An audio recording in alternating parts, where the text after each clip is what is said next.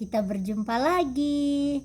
Saya akan membacakan 2 ayat dari kitab Titus pasal 2 ayat 11 dan 12. Tapi sebelumnya jangan lupa di like, share, dan subscribe agar kita tetap bertemu. Judulnya adalah Kasih Karunia Allah Menyelamatkan Semua Manusia. Ayat 11, karena kasih karunia Allah yang menyelamatkan semua manusia sudah nyata. Ayat 12, ia mendidik kita supaya kita meninggalkan kefasikan dan keinginan-keinginan duniawi dan supaya kita hidup bijaksana, adil, dan beribadah di dalam dunia sekarang ini. Saudaraku, dimanapun saja Anda berada, kita kembali berjumpa hari ini untuk bersama-sama mendengarkan cerita atau firman Allah dari dalam buku Alkitab. Nah, pada saat ini kembali lagi saya akan katakan bahwa saya belum membacakan cerita dari kitab Imamat atau kitab yang ada di dalam Perjanjian Lama. Saya masih akan membacakan cerita firman Allah dari Alkitab di kitab Perjanjian Baru atau tepatnya di kitab Matius. Nah, saat ini saya akan membacakan dari kitab Matius pasal 28. Nah, di dalam kitab Matius pasal 28 ini masih ada hubungannya dengan cerita firman Allah di dalam Matius pasal 27 yang lalu. Ya. Nah, yang lalu itu diceritakan di pasal 27 bagaimana peristiwa di saat Yesus akan disalibkan. Nah, tahap-tahap itu yang sangat sulit juga sudah dilewati oleh Yesus. Nah, saat ini di cerita terakhir di pasal yang lalu mengatakan bahwa Yesus sudah dikubur.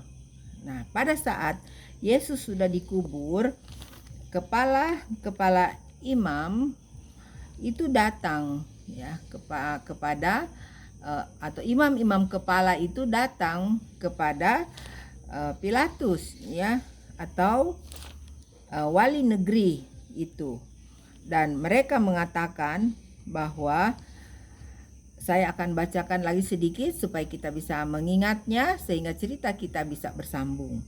Saya akan baca di dalam ayat 62 ya dari pasal 27. Keesokan harinya, yaitu sesudah hari persiapan, datanglah imam-imam kepala dan orang-orang Farisi bersama-sama menghadap Pilatus. Dan mereka berkata kepada Pilatus, "Tuan, kami ingat bahwa si penyesat itu sewaktu hidupnya berkata, 'Sesudah 3 hari aku bangkit.' Karena itu perintahkanlah untuk menjaga kubur itu sampai hari yang ketiga. Jikalau tidak, mungkin murid-muridnya datang untuk mencuri dia. Lalu mengatakan kepada rakyat, ia telah bangkit dari antara orang mati, sehingga penyesatan yang terakhir akan lebih buruk akibatnya daripada yang pertama." Nah, jadi dikatakan di sini tadi imam-imam kepala dan orang-orang Farisi ya pergi ke Pilatus dan mereka mengatakan bahwa kubur daripada Yesus itu harus dijaga dengan ketat ya, sehingga jangan sampai murid-muridnya datang mencuri akan mayat daripada Yesus. Kemudian mereka mengatakan hal-hal yang lain ya, tadi kita sudah dengarkan. Nah, kemudian kata Pilatus kepada mereka, "Ini penjaga-penjaga bagimu, pergi dan jagalah kubur itu sebaik-baiknya." Nah, jadi benar Pilatus memberikan dikatakan penjaga-penjaga yang terbaik tentunya ya. Jadi Pilatus datang untuk Pilatus memberikan penjaga-penjaga yang terbaik tentunya ya untuk menjaga kubur daripada Yesus. Nah, selanjutnya maka pergilah mereka dan dengan bantuan penjaga-penjaga itu mereka memeterai kubur itu dan menjaganya. Nah, jadi kubur Yesus dijaga ketat ya oleh penjaga-penjaga negeri itu ya. Jadi pada cerita di pasal 28 ini kita kembali akan melihat ya bagaimana Yesus dikubur ya. Apakah dia tetap tinggal di dalam kubur itu ataukah dia bangkit ya. Kita akan mengikuti ceritanya. Judulnya adalah Kebangkitan Yesus.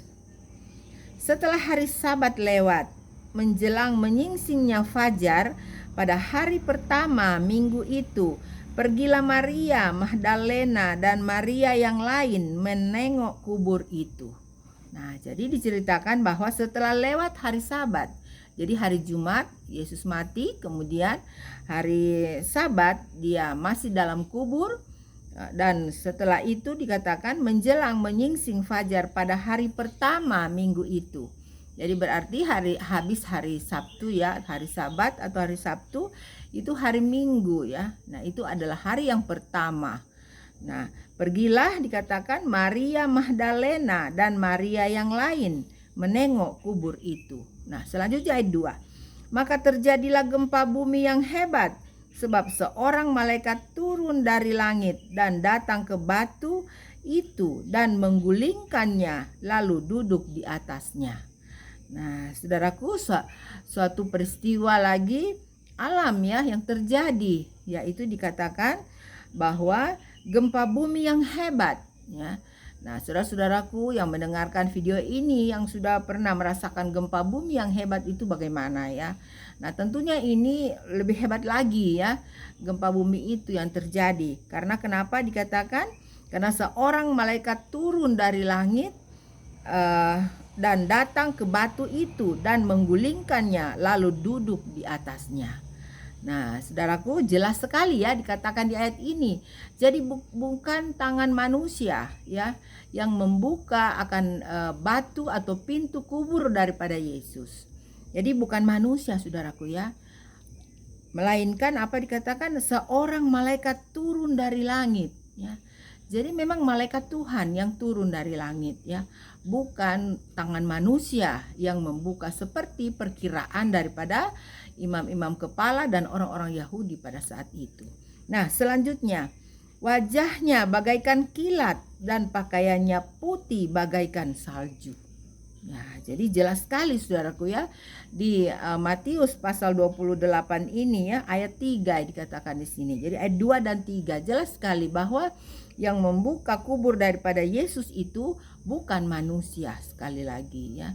Itu adalah malaikat yang tentunya disuruh oleh Bapa kita di surga.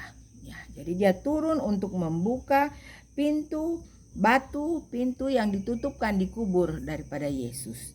Katakan wajahnya bagaikan kilat dan pakaiannya putih bagaikan salju. Nah, selanjutnya ayat 4. Dan penjaga-penjaga itu gentar ketakutan dan menjadi seperti orang-orang mati. Nah, tentunya pada saat malaikat ini turun, penjaga-penjaga ini di mana? Ya, nah jelas di sini dikatakan bahwa penjaga-penjaga itu gentar ketakutan ya. Jadi mereka juga menyaksikan ya saudaraku peristiwa di mana malaikat itu turun datang untuk mau menggulingkan akan batu atau pintu kubur Yesus ya. Jadi malaikat penjaga-penjaga itu juga menyaksikan dikatakan ya, sehingga mereka gentar ketakutan dan menjadi seperti orang-orang mati.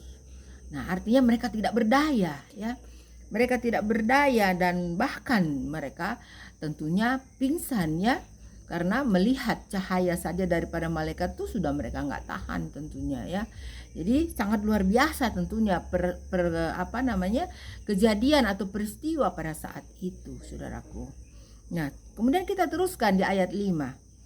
Akan tetapi malaikat itu berkata kepada perempuan-perempuan itu, janganlah kamu takut, sebab aku tahu kamu mencari Yesus yang disalibkan itu. Wah, jadi tadi di atas di ayat 1 dikatakan ada ibu-ibu ya atau wanita-wanita yang pergi, dikatakan tadi Maria Magdalena dan Maria yang lain ya pergi untuk menengok Yesus. Nah, jadi pada saat malaikat itu datang turun, tentunya semuanya menjadi kaget ya, bahkan ketakutan. Tetapi malaikat itu berkata kepada perempuan-perempuan itu, janganlah kamu takut, sebab aku tahu kamu mencari Yesus yang disalibkan itu. Nah, selanjutnya, ia tidak ada di sini sebab ia telah bangkit. Nah, jadi malaikat itu mengatakan, Yesus yang kamu cari itu tidak ada di dalam kubur, melainkan Yesus itu sudah bangkit, sama seperti yang telah dikatakannya. Nah, yang dikatakan Yesus pada saat dia masih hidup dibilang apa? Dia akan mati dan pada hari yang ketiga dia akan bangkit. Nah, ini diulangi lagi oleh malaikat itu. Dan kemudian, mari lihatlah tempat ia berbaring. Nah, jadi malaikat itu bukan hanya berkata begitu ya. Malaikat itu langsung memanggil perempuan-perempuan itu untuk menyaksikan ke dalam kubur daripada Yesus. Nah, selanjutnya ayat 7. Dan segeralah pergi dan katakanlah kepada murid-muridnya bahwa ia telah bangkit dari antara orang mati. Ia mendahului kamu ke Galilea. Di sana kamu akan melihat dia. Sesungguhnya aku telah mengatakannya kepadamu. Nah, jadi saat malaikat itu membawa perempuan-perempuan itu ke dalam kubur, tentunya mereka melihat ya bahwa benar tidak ada mayat lagi ya.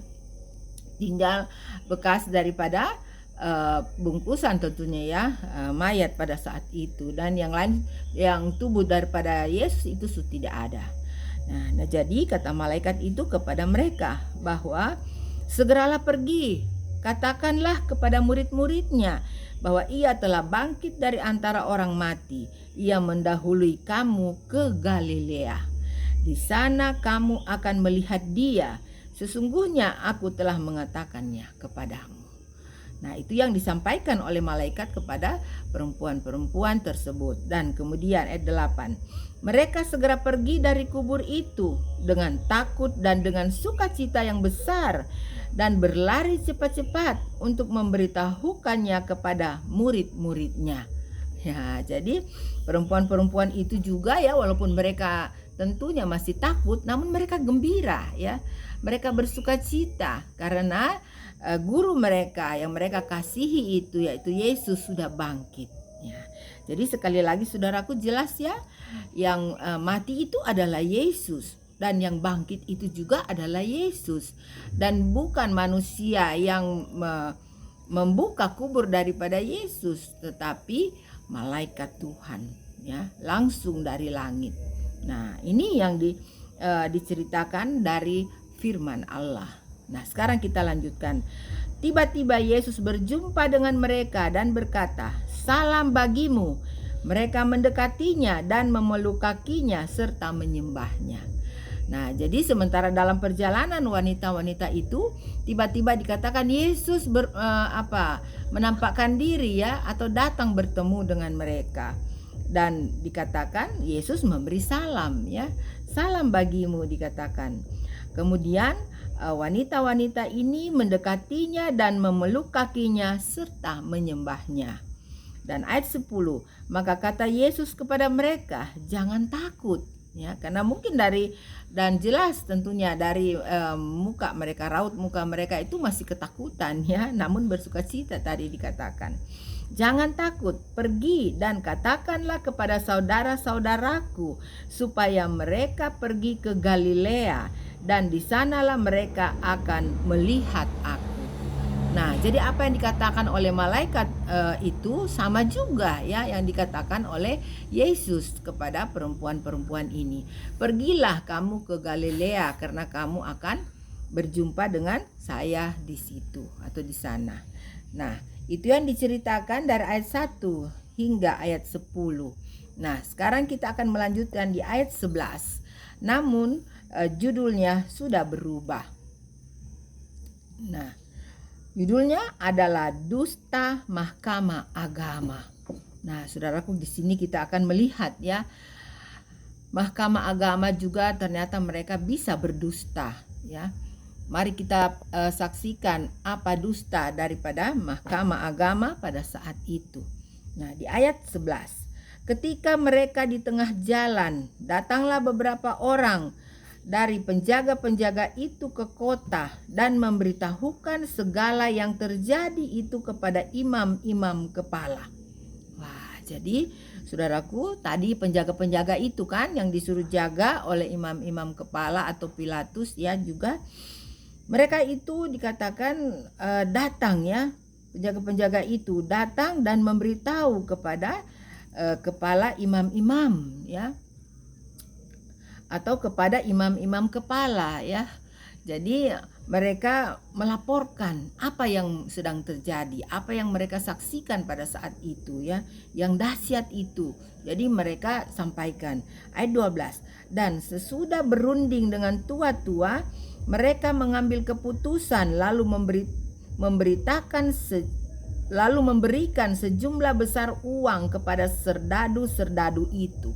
Nah, jadi serdadu-serdadu itu atau penjaga-penjaga itu mereka bercerita, ya, betapa dahsyatnya malaikat datang dan membuka akan pintu daripada kubur Yesus. Bagaimana itu, ya? Nah, kemudian imam-imam katanya mereka semuanya berunding, ya, berunding. Kemudian mereka menyepakati sesuatu, yaitu mereka mengambil keputusan untuk memberikan sejumlah besar uang kepada serdadu-serdadu itu.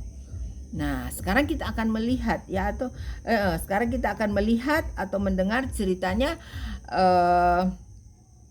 mengapa sampai imam-imam kepala itu memberikan sejumlah uang yang besar kepada serdadu-serdadu itu. Apa maksud mereka?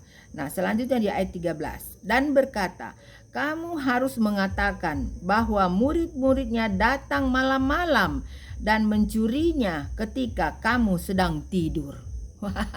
Ternyata ada sesuatu yang busuk, ya, atau sesuatu yang curang, ya, yang mereka pikirkan atau yang mereka katakan kepada penjaga-penjaga ini, ya.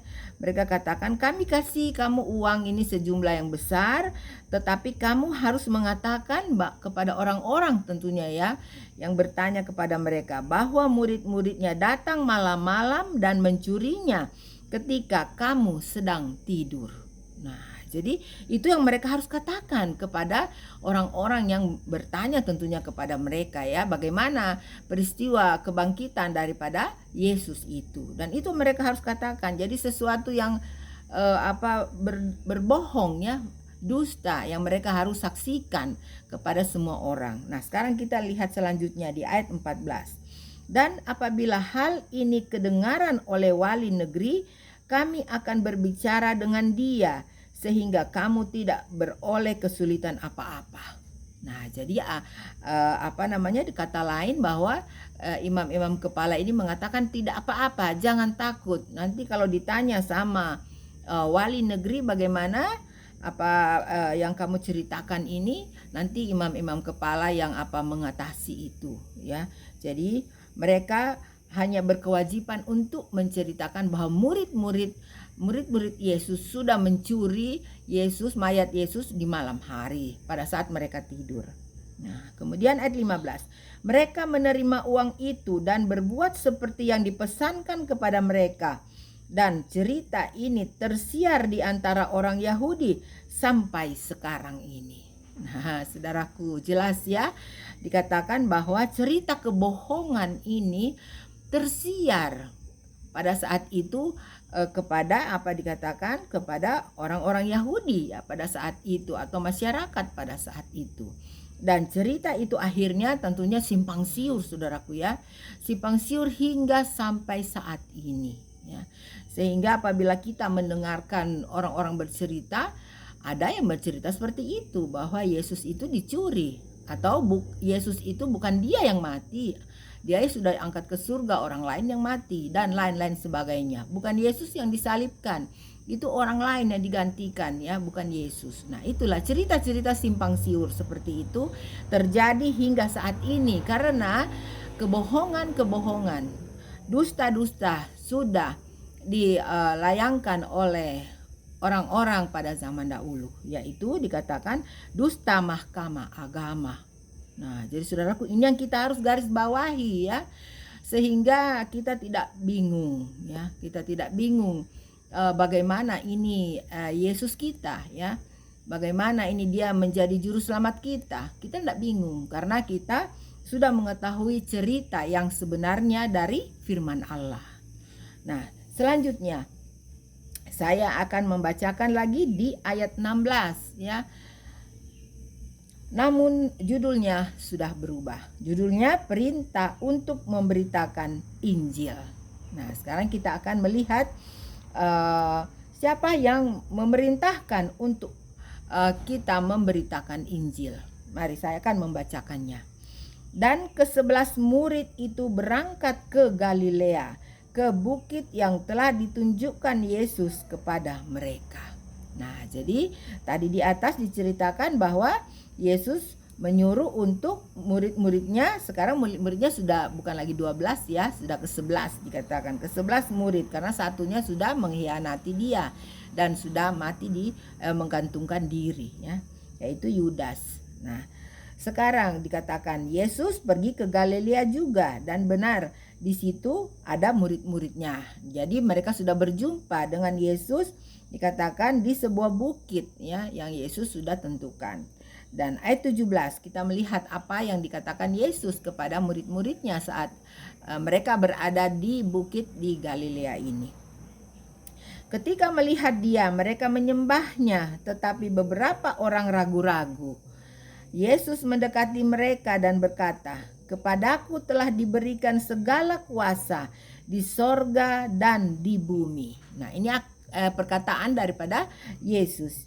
Karena itu pergilah, jadikanlah semua bangsa muridku, dan baptislah mereka dalam nama Bapa dan Anak dan Roh Kudus. Nah, jadi jelas siapa yang memberikan perintah untuk memberitakan Injil ya, atau untuk memberitakan berita yang baik ini bahwa Yesus sudah bangkit dari antara orang mati dan dia sudah diberikan kuasa. Dikatakan kepadaku telah diberikan segala kuasa di sorga dan di bumi. Nah, ini perkataan Yesus sendiri saudaraku pada saat dia baru bangkit dari kubur ya. Nah, kemudian ayat 20, dan ajarlah mereka melakukan segala sesuatu yang telah kuperintahkan kepadamu, dan ketahuilah aku menyertai kamu senantiasa sampai kepada akhir zaman ya.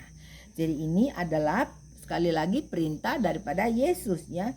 Yesus bilang, pergilah, jadikanlah semua bangsa muridku, dan baptislah mereka dalam nama Bapa, Anak, dan Roh Kudus. Dan kemudian ajarlah mereka untuk apa? Untuk melakukan segala sesuatu yang telah kuperintahkan kepadamu. Ya, jadi segala perintah daripada Tuhan Yesus atau nasihat daripada Tuhan Yesus itu harus disampaikan kepada semua orang. Dan dikatakan, jangan takut karena aku menyertai kamu senantiasa sampai kepada akhir zaman.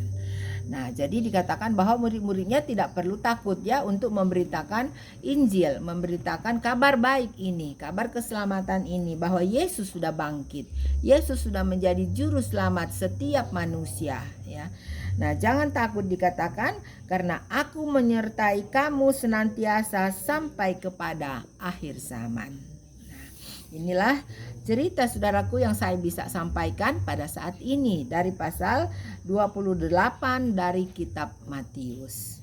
Nah saudaraku, saya berharap saudaraku juga sudah bisa mengikutinya dengan baik. Dan sekiranya saudaraku mau mengulang kembali untuk membacanya sendiri, silahkan membacanya. Dan kemudian sekali lagi mintalah kuasa dari Tuhan, mintalah Roh Kudus supaya bisa memberikan pengertian yang lebih mendalam lagi kepada saudaraku. Nah, biarlah kita tetap setia kepada penurutan kepada firman Allah, sehingga keselamatan, pengorbanan yang Yesus berikan kepada kita itu tidak sia-sia, saudaraku ya. Tidak sia-sia. Kita semuanya bisa diselamatkan lagi di dalam kerajaan surga karena kita tetap memegang keselamatan itu yang telah diberikan oleh Tuhan Yesus kita. Nah, saudaraku, sampai sekian pertemuan kita, dan saya mendoakan supaya saudaraku selalu ada di dalam keadaan yang sehat dan berbahagia. Terima kasih. God bless you. Bye.